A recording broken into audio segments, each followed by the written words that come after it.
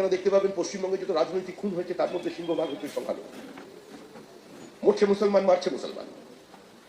এই পরিস্থিতি কারা তৈরি করেছে? বকটুইয়ে জীবন্ত পুড়িয়ে মেরে দেওয়া হলো, যারা মারলেন তারাও মুসলমান, এবং যে শিশু এবং মহিলারা মারা গেল তারাও মুসলমান। তাদের বাঁচানোর দায়িত্ব কার? তাদের বাঁচানোর দায়িত্ব ছিল পশ্চিমবঙ্গ পুলিশের, প্রশাসনের।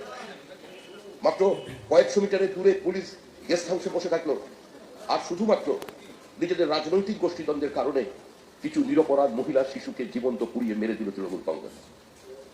তাদের পরিবারকে আবার সহযোগিতা দেয়, আর্থিক অনুদান। টাকা কোথা থেকে এলো? মিড ডে মিলের টাকাকে সাইফন অফ করে বকটুইয়ে ওই মৃত পরিবারদের সাহায্য করা হলো। মানে একদিকে মানুষ খুন করছে, আর অন্যদিকে দরিদ্র প্রান্তিক শিশুদের তাদের যে খাবারের টাকা, সেই টাকা লুট করছে তৃণমূল কংগ্রেস। দুর্ভাগ্যের বিষয় হলো এটাই যে ধর্মের নামে আমাদের দেশ ভাগ হয়েছিল। কিছু মানুষ আওয়াজ তুলেছিলেন, minority has a right to self determination, আত্মনিয়ন্ত্রণের অধিকার চাই। হিন্দু মুসলমান দুটি পৃথক জাতি একসঙ্গে বসবাস করতে পারে না। কিন্তু সমস্ত মুসলমান ভারত ছেড়ে চলে যায়নি। আপনারা তাদের বংশধর, আপনারা এখানে আছেন, যারা বিভ্রান্তি তৈরি করছেন যে বিজেপি সরাসরি মুসলমানদের বিরুদ্ধে যুদ্ধ ঘোষণা করেছে, সংখ্যালঘু নিধনই বিজেপির একমাত্র রাজনৈতিক এজেন্ডা। একবার সেই মুসলমান ভাইদের কাছে গিয়ে প্রশ্ন করুন যে এই মুহূর্তে পশ্চিমবঙ্গের কত মুসলিম ভাই বোন আজকে গুজরাটের বিভিন্ন ফ্যাক্টরিতে কাজ করে চলেছেন, আজকে তাদের সেখানে কেউ কোনো ধরনের অসুবিধা তৈরি করে দেয়নি। গুজরাটের তথাকথিত দাঙ্গার পরে সিপিআইএম এর যে পোস্টার বয়, যাকে মোহাম্মদ সেলিম নিয়ে এলেন ডিওয়াইএসআই, তাকে সম্বর্ধনা দিল, কি নাম ছিল? কুতুবুদ্দিন। তার সেই হাত জোর করে প্রাণ ভিক্ষার ছবি নিঃসন্দেহে হৃদয় বিদারক। এই ছবি অপ্রত্যাশিত হলে ভারতবর্ষের প্রত্যেকটি মানুষ বিশ্বাস করে এটা কাঙ্ক্ষিত নয়, এটা ভারতবর্ষের চেহারা নয়। তাকে আনা হলো, সুন্দরী চিত্র তারকা দিয়ে তার সম্বর্ধনা করা হলো। কোথায় এখন কুতুবুদ্দিন? কুতুবুদ্দিন বাংলায় নেই, কুতুবুদ্দিন ফিরে গেছে গুজরাটে। কুতুবুদ্দিন একজন বিজেপির কর্মী, মাসিক আয় 2 লক্ষ টাকা বেশি। একবার অত্যন্ত করুণ অবস্থার মধ্যে গুজরাটের যারা ঘুড়ি শিল্পের সঙ্গে যুক্ত আছে, আমাদের এখানেও ঘুড়ি চলে পতন, তারা এসেছিলেন নরেন্দ্র মোদীর কাছে যে আপনি আমাদের জন্য কিছু করুন, কিছু আর্থিক অনুদানের ব্যবস্থা করুন, নাহলে আমরা বাঁচবো না, আমরা অনাহারে মারা যাব। প্রধানমন্ত্রী বলেছেন আমি কোনো আর্থিক অনুদান, এবং প্রত্যেকেই সংখ্যালঘু সম্প্রদায়।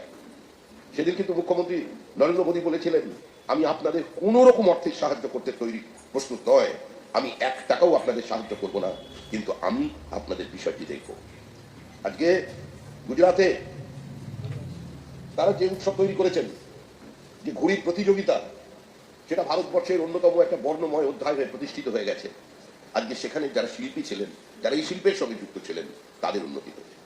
আমাদের যিনি প্রধানমন্ত্রী, তাকে গিয়ে প্রশ্ন করা হয়েছিল আপনি তো গুজরাটের জন্য অনেক কিছু পরিকল্পনা গ্রহণ করেছেন, কিন্তু একজন মুখ্যমন্ত্রী হিসাবে আপনি বলুন আপনি মুসলমানদের জন্য কি করেছেন? উত্তরে প্রধানমন্ত্রী বলেছিলেন আমি মুসলমানদের জন্য কিচ্ছু করিনি। কিছুক্ষণ থেমে বললেন আমি হিন্দুদের জন্য কিচ্ছু করিনি, আমি যা করেছি তা 6 কোটি গুজরাটবাসীর জন্য আমি এখানে ধর্মের নামে থাকবো। আজকে আপনাদের বোঝাতে হবে মানুষদের কাছে, এটা অস্বীকার করবার কোনো জায়গা নেই যে সংখ্যালঘু মানুষদের মধ্যে আমাদের পেনিট্রেশন কম আছে। পশ্চিমবঙ্গের মুসলমানরা বিজেপির কাছে আসে না। পশ্চিমবঙ্গের 1% কম ভোট আমরা পশ্চিমবঙ্গে পেয়েছি অতীতে নির্বাচন। কোন নির্বাচনে 1% কিছু বেশি ভোট পেয়েছি। যদি কেউ মনে করেন যে আমাদের ভোট না দিলে শুধুমাত্র 28% মুসলিম ভোটে পশ্চিমবঙ্গের ক্ষমতার পরিবর্তন করা যাবে, তাহলে ভুল করছেন। এটা আপনাদের মানুষকে বোঝাতে হবে। একবার সংখ্যালঘু বস্তিতে গিয়ে জিজ্ঞাসা করতে হবে যে গত 15 বছর আগে আপনারা কোথায় ছিলেন, আর 15 বছর মমতা বন্দ্যোপাধ্যায়ের এই শাসনের পর, এই ইমাম মুয়াজ্জিন ভাতার পর, এই মাদ্রাসায় অনুদানের পর আজকে আপনারা কি পেয়েছেন? আজকে এই মুহূর্তে পশ্চিমবঙ্গের কত সংখ্যালঘু ভারতবর্ষের বিভিন্ন প্রদেশে গিয়ে কাজ করছেন, বলছেন বাংলা ভাষায় কথা বলার অপরাধে পিটিয়ে খুন করা হচ্ছে বাঙালিদের। কেউ মদ্যপ অবস্থায় দুজনের মধ্যে মারামারি করছে, করতে গিয়ে একজন মারা গেল। মৃত্যু সবসময় দুর্ভাগ্যে, মৃত্যু দুঃখে, মৃত্যু ঘৃণ্য, নিন্দনীয়। কোন মানুষের প্রাণ নেবার অধিকার কারণ নেই। যারা কোনো হত্যাকাণ্ডের সঙ্গে যুক্ত তাদের বিরুদ্ধে কঠোর ব্যবস্থা হবে, আর সেই ব্যবস্থা নেবে ভারতবর্ষের বাইরে ভিন্ন ভিন্ন সরকার। যারা এখানে ন্যারেটিভ তৈরি করার চেষ্টা করছেন বিজেপি শাসিত রাজ্যে বাঙালি মুসলমানরা আক্রান্ত, আমি তাদের কয়েকটি ঘটনার কথা স্মরণ করিয়ে দিতে চাই।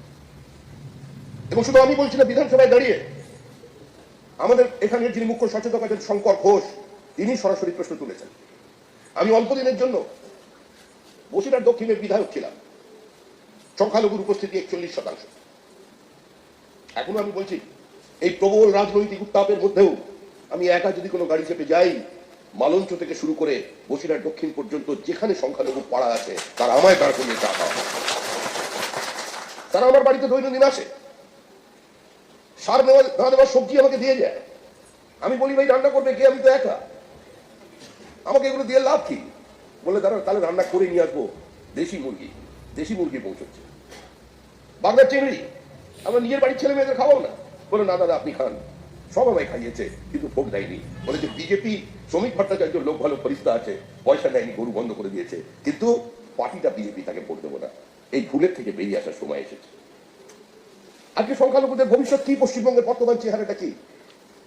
একটার পর একটা খারিজি মাদ্রাসা বাড়ছে, যেখানে বিজ্ঞান শিক্ষা নেই, অঙ্ক নেই, ইংরেজি নেই। আপনারা কি করে জাতীয় জীবনের মূল স্রোতে হিন্দুদের যারা ছেলে মেয়ে আছেন, যারা শিখেদের ছেলে মেয়ে আছেন, যারা খ্রিস্টান আছেন, যারা বুদ্ধিস্ট আছেন, যারা জৈন আছেন, তাদের সঙ্গে প্রতিযোগিতায় যেতে পারবেন? এই মুহূর্তে আবার আপনাদের জানাচ্ছি, সৌদি আরব কেউ আছেন বলতে পারবেন এখানে সৌদি আরবে কটা মাদ্রাসা আছে? ইসলামের তো পীঠস্থান সৌদি আরব, একবার কেউ বলবেন এখানে? আর তুলুন, নেই। সৌদি আরবের মাদ্রাসার সংখ্যা হচ্ছে 2। একটি মাদ্রাসা দৃশ্যমান, আরেকটি মাদ্রাসাকে খুঁজে পাওয়া যায় না। মুসলমানের ঘরের ছেলেমেয়েরা লেখাপড়া শিখবে না? ববি হাকিমের মেয়েরা কোন স্কুলে পড়েছে? আপনাদের এখানে জাভেদ খানের ছেলে কোন স্কুলে পড়েছে? একজন মুসলিম নেতার নাম বলুন সারা পশ্চিমবঙ্গের তৃণমূল কংগ্রেস কিংবা সিপিআইএম এর যাদের ছেলেমেয়েরা কিন্তু স্কুলে পড়েছে। কোথায় পড়েছে? মোহাম্মদ সেলিমের ছেলে কোথায় লেখাপড়া করেছে? অর্থাৎ যারা নেতৃত্ব দেবেন তাদের ছেলেমেয়েরা ভালো স্কুলে পড়বেন, ভালো বিদ্যালয়ে যাবেন, আর যারা দরিদ্র মুসলমান আছে তাদের অগন্তি ছেলে মেয়ে হয়ে যাবে। তাদের সামনে দাঁড়িয়ে বোঝানো হবে যে আমরা সংখ্যা নিয়ে ভারতবর্ষ দখল করে দেবো, আজকে পড়াশোনার কোনো দরকার নেই, তোমার মাদ্রাসায় গেলেই চলবে। বিজেপি এর বিরোধিতা করেছে। আমি যেদিন সভাপতির দায়িত্ব পেয়েছিলাম সেদিন বলেছি, এবং অনেকে মনে করছেন এটা শ্রমিক ভট্টাচার্য লাইন, এটা শ্রমিক ভট্টাচার্যের লাইন নয়। এটাই আমাদের বিচার পরিবারের বক্তব্য যে আমরা যাদের হাতে তরোয়াল আছে সেটা কেড়ে নিয়ে তাদের হাতে কলম ধরিয়ে দেবো, যাদের হাতে বোমা আছে বোমার পরিবর্তে আমরা তাদের হাতে বই তুলে দেব। তাকিয়ে দেখুন দমকলের দিকে, তাকিয়ে দেখুন ভাঙড়ের দিকে, তাকিয়ে দেখুন দক্ষিণ 24 পরগনার দিকে, মুর্শিদাবাদের দিকে, মালদার দিকে। কি পরিস্থিতি তৈরি হয়েছে সংখ্যালঘু গ্রামের। সেখানে তো নির্বাচন হয়েছে, সেখানে তো বিজেপি নেই, বিজেপি সেখানে প্রার্থী দিতে পারেনি, প্রার্থী দেওয়া তো অনেক দূরের কথা, নিজের পতাকা নিয়ে নিজের বক্তব্যটুকু পর্যন্ত তুলে ধরতে পারেনি। আজকে সেখানে তাহলে মানুষ খুন করছে কেন? যে সংখ্যক মানুষ আজকে পশ্চিমবঙ্গের সংখ্যালঘু মারা যাচ্ছে, এই চিত্র উত্তরপ্রদেশের নয়, এই চিত্র মধ্যপ্রদেশের নয়, এই চিত্র গুজরাটের নয়। গত 15 বছরে গুজরাটে কজন মুসলমান খুন হয়েছেন, কজন মুসলমান উত্তরপ্রদেশে খুন হয়েছেন, কজন মুসলমান মধ্যপ্রদেশে খুন হয়েছেন, কজন মুসলমান উত্তরাখণ্ড হিমাচলে খুন হয়েছেন, কত মুসলমান ঝাড়খণ্ডে খুন হয়েছেন, কত মুসলমান বিহারে খুন হয়েছেন, আর কত সংখ্যক খুন আর ধর্ষণের ঘটনা ঘটেছে পশ্চিমবঙ্গে, সেটা আপনাদের চিন্তা করতে হবে। 2021 নির্বাচন 2রা মে টার্গেট করে নেওয়া হলো কোন কোন মুসলমান বিজেপির সঙ্গে ছিল, তাদের আক্রমণ করো, জেসিবি দিয়ে ভেঙে গুঁড়িয়ে দাও। তাদের বাড়িতে সুন্দরী বউ থাকলে গণধর্ষণের শিকার হয়েছেন। আমি কোনো বিশেষ এলাকার নাম করছি না, ঘটনা প্রত্যেকের জানা। কারণ উত্তর 24 পরগনার সেই মহিলা প্রকাশ্যে দাঁড়িয়ে সংবাদ মাধ্যমকে বলেছেন যে 5 জন মিলে তার উপরে অত্যাচার করেছে। এই পরিস্থিতি এখানকার মানুষ স্বীকার করেছে। তাই ধর্মের নামে সমাজকে যারা ভেঙে টুকরো করতে চেয়েছে, কখনো আদিবাসী বনবাসীর নামে, কখনো হরিজন গিরিজনের নামে, কখনো ব্রাহ্মণ ক্ষত্রিয়ের নামে, এই বিভাজনের আমরা বিরোধী, নীতিগতভাবে বিরোধী। যারা এখানে বৌদ্ধ ধর্মাবলম্বী আছেন তারা চিন্তা করে দেখুন আজকে বাংলাদেশে তাদের রক্ত, তাদের ভাইরা কোন অবস্থায় আছে। যারা খ্রিস্টান মিশনারিজ আছেন, মাইনরিটি এখানে, তারা চিন্তা করুন কি ঘটনা ঘটেছিল নদিয়াতে। একজন 65 বছরের একজন সিস্টারকে আগে গণধর্ষণের শিকার হতে হলো। যারা এর সঙ্গে লিপ্ত ছিল তারা বাংলাদেশি মুসলমান। আমি একটি বিশেষ ঘটনার কথা আপনাদের স্মরণ করিয়ে দেবার কথা বলছিলাম। কোভিড কাল একটি ছেলে আমায় ফোন করলো, এখন আর নাম বলতে কোনো আপত্তি নেই কারণ সর্বজনবিদিত। তার নাম হচ্ছে বাকিবুল্লাহ। বাকিবুল্লাহর বাড়ি বসিরহাট দক্ষিণের একটা সম্পূর্ণ সংখ্যালঘু অধ্যুষিত গ্রামে। বাকিবুল্লাহ ভালো ফুটবল খেলতো, গরিব ঘরের ছেলে, ফুটবল খেলতো, তৃণমূল কংগ্রেসের সক্রিয় কর্মী। সে এখন দক্ষিণ বসিরহাট এবং বসিরহাট উত্তরের বহু সংখ্যালঘুকে নিয়ে তামিলনাড়ু, ত্রিপুরে গিয়ে সে সেখানে কর্মরত। হঠাৎ একটা ঘটনা ঘটল, 3-4 জন নেশাগ্রস্ত অবস্থায় মারামারি করতে গিয়ে পুলিশের হাতে ধরা পড়েছে। ধরা পড়ার পরে যখন পুলিশ তাদের আইডেন্টিটি কার্ড চেয়েছে, দেখা গেল তারা ভারতবর্ষের নাগরিক নয়। যে কার্ডগুলো তারা দেখাচ্ছে এগুলো সমস্ত ফেক কার্ড, যা বারাসাত থেকে সংগ্রহ করে। এবার ওখানকার ম্যানেজার, যে বাংলাও বোঝে না, যে হিন্দিও বোঝে না, সে ঘোষণা করে দিল কোনো বাঙালিকে আমরা কাজে রাখতে পারবো না, কারণ কি করে বুঝবো কে বাংলাদেশি আর কে এখানকার। বাকি বললে এদিক ওদিক চেষ্টা করে ফোন করলে আমাকে, যে দাদা আপনি তো আমাকে চেনেন, আপনাকে হয়তো আমি ভোট দিইনি, কিন্তু আমার এই পরিস্থিতি, আমি বারবার আমার নেতাদের ফোন করেছি, কেউ ফোন ধরেনি, বলেছে তারা চেষ্টা করেছে কিছু করতে পারেনি, একটু কথা বলুন। ফোন করলাম ম্যানেজারকে, তিনি ইংরেজিও বোঝেন না, হিন্দিও বোঝেন না, তিনি দক্ষিণ ভাষায় স্মার্টলি আমার সঙ্গে কথা বলে যাচ্ছেন। আমি বলল মানে তার বিন্দু বিসর্গও আমি বুঝতে পারলাম না। অনেক চেষ্টা করে আমাদের একজন পরিবারের মানুষ আছেন প্রদীপ যোশী, তাকে বললাম যে শুনেছি ওর পাশে নাকি বিরাট সংগঠন আছে, আমাদের অনেক শাখা আছে, তো একটু যদি আপনি চেষ্টা করেন।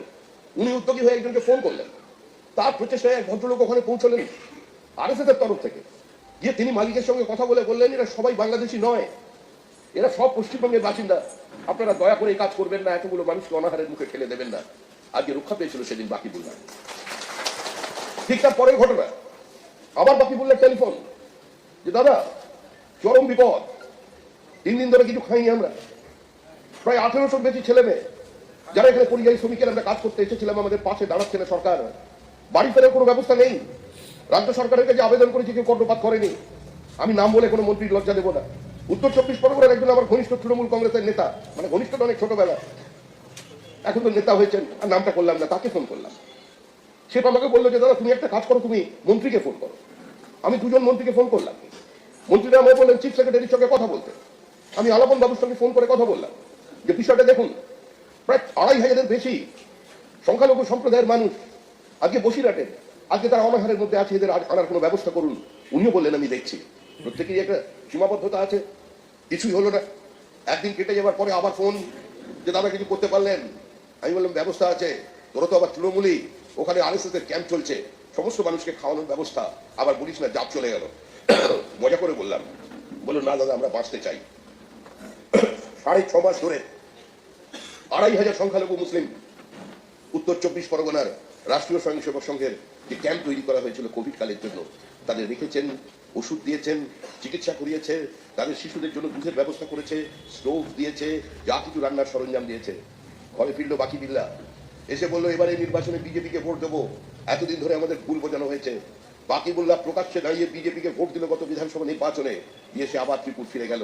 আর ফিরে যাবার পরেই বাকিবুল্লাহর বাড়ি আজকে জেসিপি মেশিন দিয়ে ভাঙা হলো। বাকিবুল্লাহর ভাগ্নের মোটর সাইকেলটা প্রকাশ্যে রাস্তায় দাঁড়িয়ে আজকে জ্বালিয়ে দেওয়া হলো। এই হচ্ছে তৃণমূলের সংখ্যালঘু প্রেম। সংখ্যালঘুকে মেরেই সংখ্যালঘু প্রেম, তারই নাম সিপিএম আমরা বলতাম।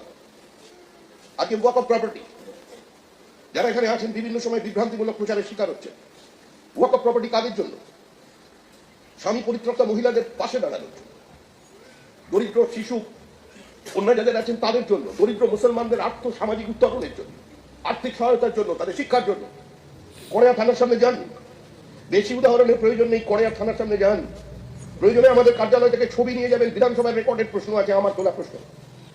কড়িয়া থানার সামনে একটা ওয়াকফ প্রপার্টি, হাইকোর্টের নোটিশ ঝুলছে, যেটা ওয়াকফ প্রপার্টি এখান থেকে ছোঁয়া যাবে না, মোতওয়ালির নাম ঝুলছে সেখানে, ঠিক কড়িয়া থানার উল্টো দিকে রাস্তার এই পাড়ার উপর। আজকে কোথায় হাইকোর্টের নোটিশ, কোথায় পুলিশ? আজকে মুখ্যমন্ত্রীর সামনে আমি প্রশ্ন করেছিলাম, মুখ্যমন্ত্রী বললেন, যাকে বললেন সেই উনি প্রমোটিংটা করেছেন, তাকে বললেন যে তুমি ব্যাপারটা দেখে নিও। মুখ্যমন্ত্রীর সামনে বিধানসভার তোলার প্রশ্ন, কি বললেন? কড়িয়া থানার সামনে আজকে সেই প্রপার্টির উপরে বহুতল বিদ্যুৎ নির্মাণ হয়ে গেছে, কোথায় ওয়াকফ প্রপার্টি? কারা লুট করছে? আমরা তো একসময় সিপিএম এর বিরুদ্ধে স্লোগান দিয়েছিলাম, ওয়াকফ লুটের সরকার আর নেই দরকার। তৃণমূল দিয়েছে, কংগ্রেস দিয়েছে, বিজেপি দিয়েছে, আজ তৃণমূল সর্বকালীন রেকর্ড ভেঙে দিয়েছে। তাকিয়ে দেখুন রাজ্যের মুখ্যমন্ত্রীর দিকে, মুখ্যমন্ত্রী নির্বাচনী কেন্দ্র ভবানীপুরের দিকে 3-3টে প্রপার্টি সেখানে দখল করলো বাইরের লোকেরা। ওয়াকফ প্রপার্টি কোনো গরিব মুসলমানের কাজে লাগে না। ওয়াকফ প্রপার্টিতে মুষ্টিমেয় মানুষ, কিছু মুষ্টিমেয় মোতওয়ালি আর তৃণমূল শাসক দল এবং পুলিশ মিলে লুট করে চলেছে। তাদের বাঁচানোর জন্য দেশের প্রধানমন্ত্রী নরেন্দ্র মোদী বিল নিয়ে এসেছেন, সংশোধনী বিল, যাতে দরিদ্র মুসলমানের অর্থ, মুসলমানের কষ্টার্জিত অর্থ থেকে তার দান, সেটা যেন গরিব মুসলমানের উন্নয়নের কাজে ব্যবহৃত হয়। আজকে তার জন্য রাস্তা অবরোধ হচ্ছে, আগুন লাগছে। আগে পশ্চিমবঙ্গের সীমানার বাইরে আমরা একমাত্র রাজনৈতিক দল যারা বলে আসছি ভারতবর্ষের মুসলমানদের সঙ্গে আমাদের কোথাও কোনো বিরোধ নেই। যারা হিন্দুস্তানকে মাদারে বেতন মনে করেন তাদের সঙ্গে বিজেপির কোথাও কোনো বিরোধ নেই। যারা মনে করেন ভারতবর্ষের সুখ দুঃখের তারা সাথী, ভারতের দুঃখতে যারা কষ্ট পান, ভারতের উপর আক্রমণ করলে যাদের শরীরের রক্ত গরম হয়ে ওঠে, সেই মুসলমানের সঙ্গে বিজেপির কোথাও কোনো বিরোধ নেই। যারা ভারতবর্ষের সচিন তেন্ডুলকারের উইকেট পড়লে, বিরাট কোহলির উইকেট পড়ে গেলে, কিংবা মোহাম্মদ শামির পরপর দুটো বল বাউন্ডারির বাইরে চলে গেলে দুঃখ পেয়ে থাকেন, তাদের সঙ্গে আমাদের কোনো বিরোধ নেই। কিন্তু বিরোধিতা কোথায়? বিরোধিতা একটা ধর্মান্ধ মৌলবাদের বিরুদ্ধে, যে ধর্মান্ধ মৌলবাদের হাত থেকে মানব সভ্যতা রক্ষা পাচ্ছে না। এই যে বাংলাদেশে এত মানুষ মারা গেল, এর মধ্যে কি সবাই হিন্দু মারা গেছে? এত মহিলা ধর্ষিতা হয়েছেন, সবাই কি হিন্দু ছিল? কারা সবচেয়ে বেশি খুন হয়েছে বাংলাদেশে? হয়েছে মুসলমান। ওখানেও মরছে মুসলমান, মারছে মুসলমান। 30 লক্ষ মানুষ মারা গিয়েছিল, 30 লক্ষ, শুধুমাত্র 1970-71 সালে পাকিস্তানের রাজাকার ভাই পাকিস্তানের সেনা এবং রাজাকারদের হাতে। 1.5 লক্ষের বেশি মহিলা পাওয়া গিয়েছিল, 1.5 লক্ষের কাছাকাছি মহিলা এই যশোর ক্যান্টনমেন্টের কাছে, যাদের স্তন পর্যন্ত কাটা ছিল গণধর্ষণের পরে। এই মর্মান্তিক অত্যাচারের কথা আজকে বাংলাদেশের কিছু মৌলবাদীরা ভুলে গেছে। পশ্চিমবঙ্গের সীমান্তবর্তী, আসামের সীমান্তবর্তী সমস্ত জায়গার আসন জবাব দখল করেছে। এটা বিপজ্জনক। এটা বিপজ্জনক শুধু হিন্দুদের জন্য নয়, এই বিপদ শুধুমাত্র ভারতবর্ষের আভ্যন্তরীণ নিরাপত্তার জন্য নয়, এই বিপদ মুসলমানের জন্য। এটা মুসলমানদের বোঝানোর দায়িত্ব আপনাদের। আজকে সবচেয়ে 1100 পুলিশকে মেরে উল্টো দিক করে ঝুলিয়ে দিয়েছে বাংলাদেশের সাম্প্রতিক কালে। এই 1100-র মধ্যে 1053 জন হচ্ছে মুসলমান, তাদের খুন করা হচ্ছে। অর্থাৎ এই আক্রমণের থেকে হিন্দু রক্ষা পাবে না, এই আক্রমণের থেকে মুসলমান রক্ষা পাবে না। সারা বাংলাদেশের উত্তেজক পরিস্থিতি আর এই ক্রমবর্ধমান র্যাডিকালাইজেশন খুন করছে মুক্তমনা মুসলমানদের, বহুত্ববাদী বিশ্বাস করা মুসলমানদের। আজকে পৃথিবীতে ধর্মের পরিভাষা বদলে গিয়েছে। Today's religion is democracy. আজকে ধর্ম হলো গণতন্ত্র। And today's politics is development. আর সেই ডেভেলপমেন্ট হচ্ছে না আজকে বিভিন্ন সংখ্যালঘু এলাকায়। আজকে এখানে অরঙ্গজেব অত্যাচার করেছে, বাবর অত্যাচার করেছে। অরঙ্গজেবের অত্যাচারের নমুনা যখন তাকে ধর্ম পরিবর্তন করতে বলা হলো গুরু তেগ বাহাদুরকে, তেগ বাহাদুর একটা কথা বলেছিলেন, हमने सिर दिया मगर सार नहीं दिया। তিনি আত্মবলিদান দিয়েছিলেন শুধু শিখ সম্প্রদায়ের জন্য নয়, গোটা ভারতবর্ষের বহুত্ববাদের জন্য, ভারতীয়দের জন্য, ভারতবর্ষের অস্মিতা, সংস্কৃতি, তার পরম্পরার জন্য। আজকে চাকমারা আক্রান্ত হচ্ছে, মৌলবাদের হাতে বুদ্ধিস্টরা আক্রান্ত হচ্ছে। ধর্মের কারণে যদি রিলিজিয়াস পারসিকিউশন হয়, তাদের রক্ষা করবার জন্য একটাই মাটি আছে, ভারতবর্ষ। পৃথিবীর দ্বিতীয় সর্বপ্রাচীন মসজিদ তৈরি হয়েছে ভারতবর্ষের মাটিতে। যে রাজা করতে দিয়েছিলেন তিনি মুসলমান ছিলেন না, তিনি হিন্দু ছিলেন। এই ভারতবর্ষের মাটি বহুত্ববাদের মাটি, এই ভারতবর্ষের মাটি অন্যকে আপন করে নেবার মাটি, এই ভারতবর্ষের মাটি সমস্ত ধর্ম বর্ণ নির্বিশেষে সমস্ত মানুষের মধ্যে ঈশ্বর দেখবার মাটি। একম সদ্বিপ্রা বহুধা বদন্তি, সত্য এক এবং অবিনশ্বর জ্ঞানী ব্যক্তিরা তাকে বিভিন্ন রূপে দেখতে মাত্র। এই মাটি শ্রীনন্দু বিশ্বের অমৃতস্ব পুত্রার মাটি। এই মাটিতে সবাই অমৃতের পুত্র।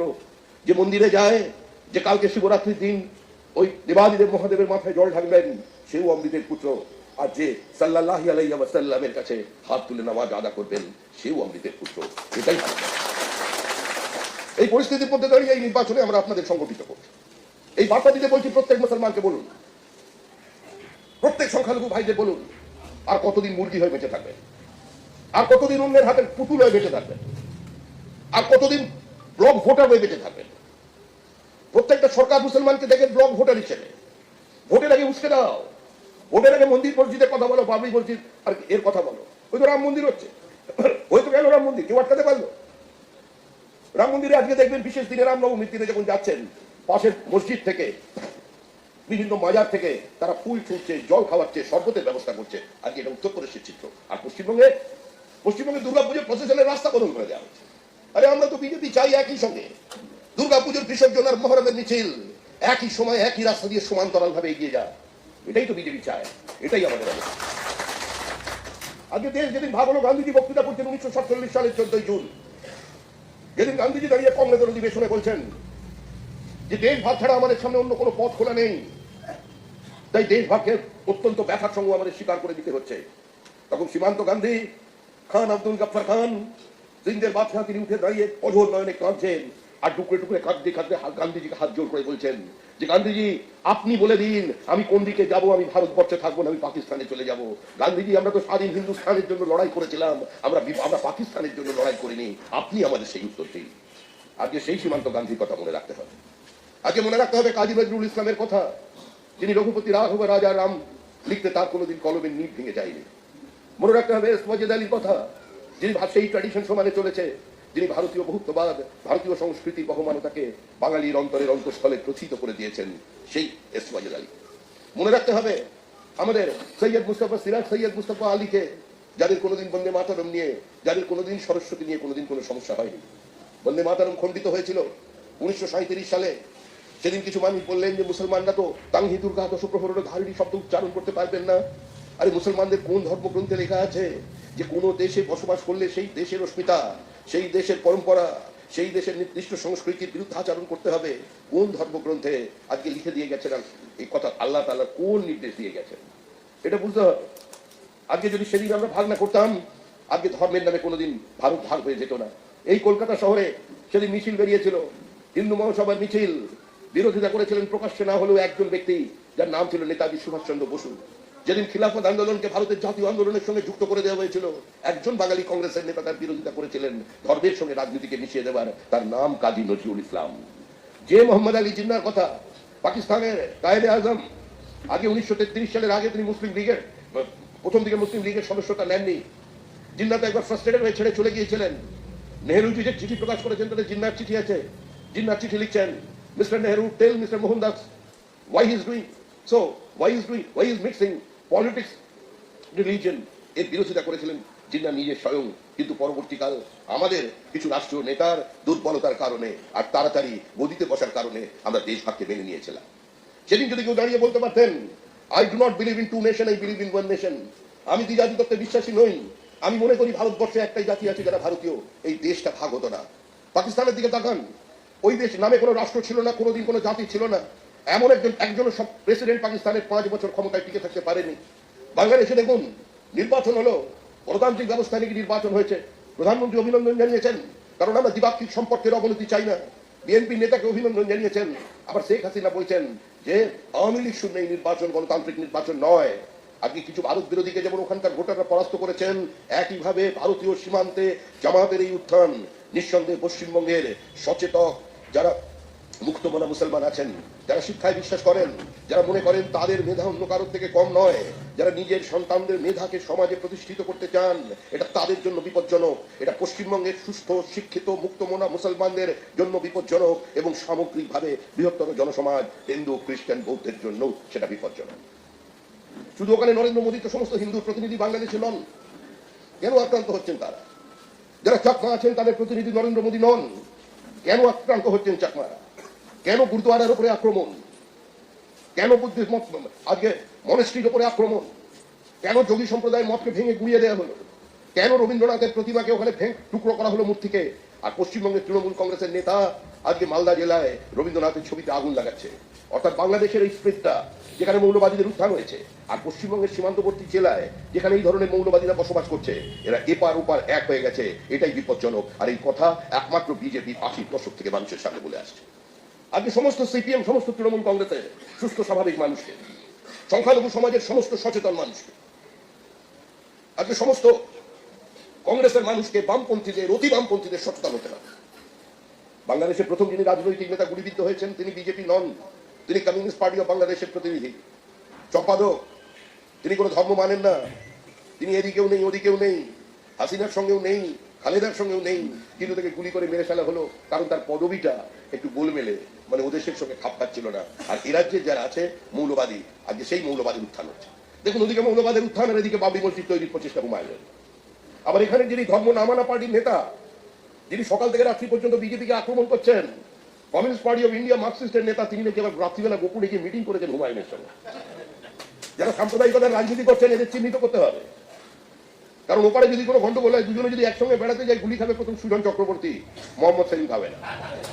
অর্থাৎ এই বাবরি মসজিদ তৈরির পিছনে সিপিআইএম পার্টির মধ্যে মোহাম্মদ সেলিম আছে। আর হুমায়ুন কোনো বিচ্ছিন্ন ব্যক্তিত্ব নয়, তৃণমূলী হুমায়ুন তৃণমূল, এটা তৃণমূলের ভিতর। হুমায়ুনকে রেখে পিছনের দরজা দিয়ে ক্ষমতায় আসবার চেষ্টা করছে তৃণমূল। প্রয়োজনে হুমায়ুনকে উপমুখ্যমন্ত্রী বানিয়ে দেবে তৃণমূল। এটাই তৃণমূলের প্ল্যান বি। এই প্ল্যান বি সম্পর্কে সমস্ত মানুষকে সচেতন করতে হবে। তৃণমূল বিরোধী ভোট যাতে ভাগ হয়ে টুকরো হয়ে যায়, তার প্রচেষ্টায় নেমে গেছে তৃণমূল কংগ্রেস। যারা নো ভোট টু বিজেপিতে অংশগ্রহণ করে পরোক্ষভাবে তৃণমূল কংগ্রেসকে ক্ষমতায় নিয়ে এসেছিল, এবার তাদের সচেতন ভাবে নো ভোট টু তৃণমূলে অংশগ্রহণ করতে হবে। এর মধ্যেই আমাদের কাছে সুখকর বিষয়, যেটা আমাদের প্রস্তাবিত নয়, আমাদের উদ্যোগে নয়, দক্ষিণ কলকাতার বেশ কিছু সচেতন মানুষজন, বেশ কিছু তরুণ তরুণী, তারা no vote to Trinamool programme শুরু করে দিয়েছে। তারা চাইছে যে কোনো মূল্যে এই তৃণমূল নামক অভিশাপ থেকে মানুষকে মুক্তি পেতে। ভিডিওটি ভালো লাগলে অবশ্যই একটি লাইক করে আমাদের এই ছোট্ট চ্যানেলটির পাশে থাকুন এবং সাবস্ক্রাইব করুন আমাদের চ্যানেল নিউজ 16 বাংলা। জয় হিন্দ, বন্দে মাতরম।